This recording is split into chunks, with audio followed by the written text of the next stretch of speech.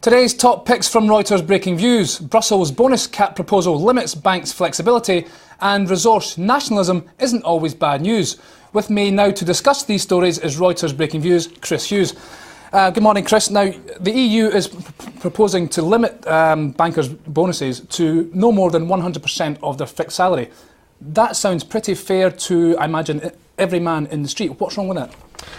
Well, this latest idea doing the rounds in Brussels is actually, it's a real hardening of their line. Previously, they've always wanted to have some kind of ratio between fixed salary and bonuses, and it's actually coming down to sort of 1-to-1 on the latest thinking. Now, as you say, to the man in the street, that's going to sound pretty generous, but you've got to remember that investment banking, where these bonuses are paid, is a very cyclical industry, and the need for flexibility is very real. So it's also an industry that almost brought the world financial system to its knees. Well, that is true, but that's how you regulate pay in that context is a sort of separate question. Now, clearly, there need to be reforms and curbs put in place so that pay structures don't encourage excess risk taking.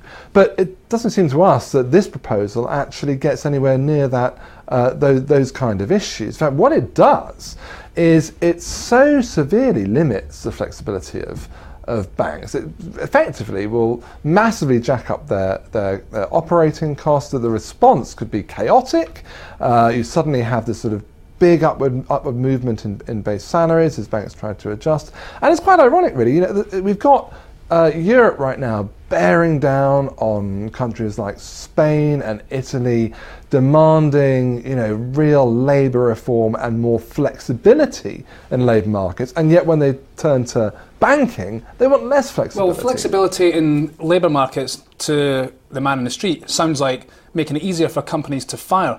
This kind of flexibility isn't addressing that at all. It's giving banks more flexibility to raise bonuses. Well, it's giving them more. It's actually encouraging them to raise base salaries, and it basically lumbers banks with this bigger fixed cost, which actually can't really be good. I mean, there's enough kind of pressure on them at the moment already. Now, look, we're not saying there isn't a pay problem in banks. Clearly, in certain quarters of the market, there's sort of questionable competitive dynamics, and the share of the pie between employees and shareholders is very unequal. So there's a problem there, but this isn't the way to address it. Okay, now let's move on to resource nationalisation. There's a lot of disquiet in Spain right now because Repsol, the Spanish oil major, it's taken its Argentinian-owned subsidiary, YPF. There's talk that the Argentinian government may want to take a stake or take control of YPF. Now, you're saying this kind of move may not be a bad thing. It's unlike Breakingviews to be flying the nationalisation flag, isn't it? I don't think we're quite flying the nationalisation flag. I mean, we've been marched up the hill and marched down again on this one.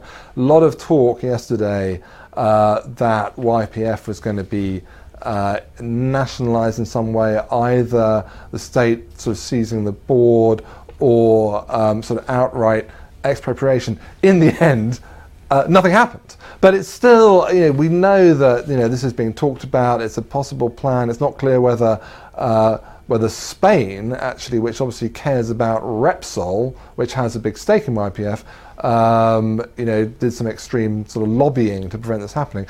But all we're saying is, nationalisation is normally bad, but it doesn't actually have to be. There are instances where when it's sort of well done and well managed and management is given a reasonably free rein, where actually you can see benefits in terms of production increases.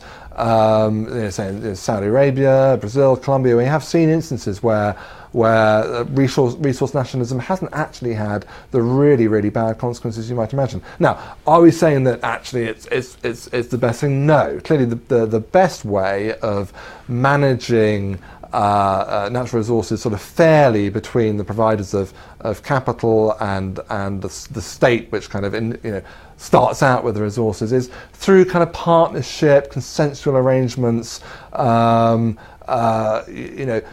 intelligent awarding of licenses and the like. But that doesn't mean that all resource nationalism is bad. OK, Chris, thank you very much.